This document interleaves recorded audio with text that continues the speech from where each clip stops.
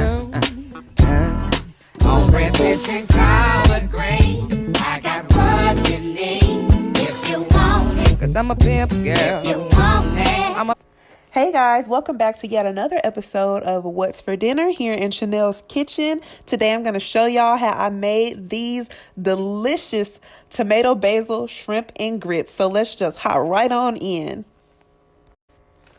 So the first thing I'm going to do is take these sun-dried tomatoes. I took about 1/4 of a cup of sun-dried tomatoes, and then I added in some white wine so that I could let them soak while I do my other things. This is some white wine I got from Aldi. It was like $2 and it's great cooking wine. So you should definitely try that. I'm just going to set that to the side. And then I started with my garlic. So I wanted to show you guys how I like to chop my garlic, because I know chopping garlic or mincing garlic is such a hassle sometimes. But I learned this trick quite a while ago. I don't remember where, somewhere on YouTube probably. And you just basically smash the cloves down, and then it'll be super easy to peel off the skin.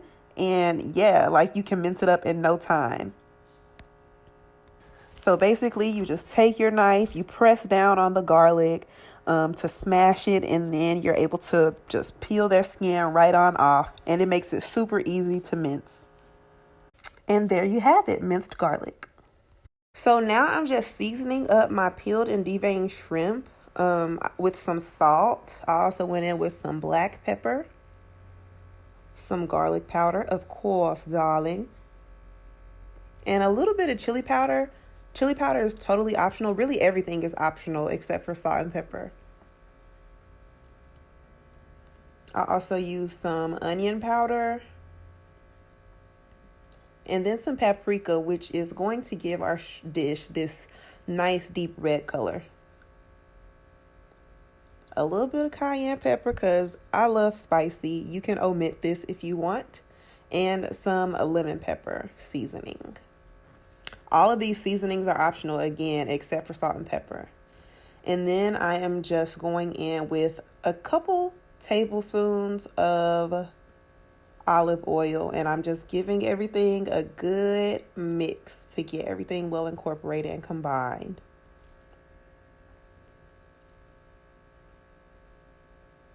And our shrimp is done. Now it's ready to cook. So I just went on ahead and preheated my skillet on medium heat, added in my garlic that we minced up earlier, and just gonna let it release some of those flavors a little bit. And then I just went ahead and added in the sun-dried tomatoes that we allowed to soak in that good old cooking wine. Really want to allow this to cook down completely, because you do not want your tomatoes to be tough. Unless you like it that way. I ain't judging, child, but I need mine soft. You kind of want to allow this to cook for, I would say, at least 7 minutes, and it should be good to go. So now I'm just adding in a tablespoon of butter. I think I actually added 2 tablespoons. Yep, I added 2 tablespoons of butter to that mixture, and just allowed all of that to incorporate before we add our shrimp.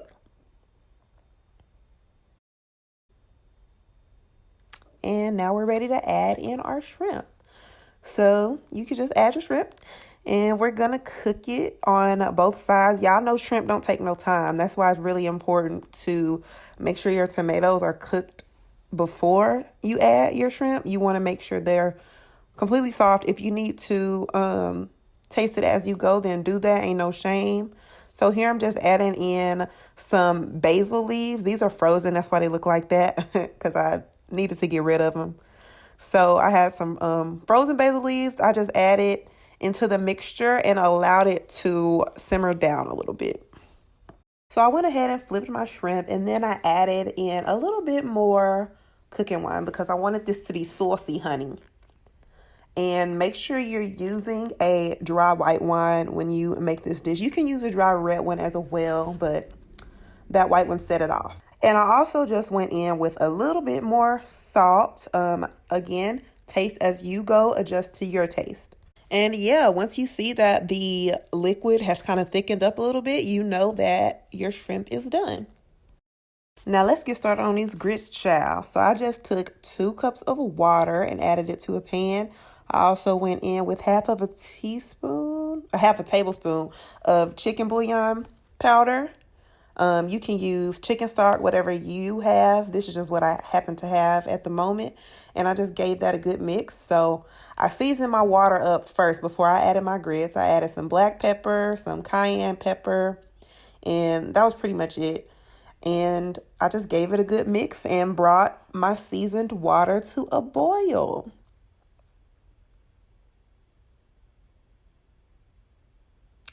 So sorry about this because the water was piping hot, okay? So I just added in a cup of grits.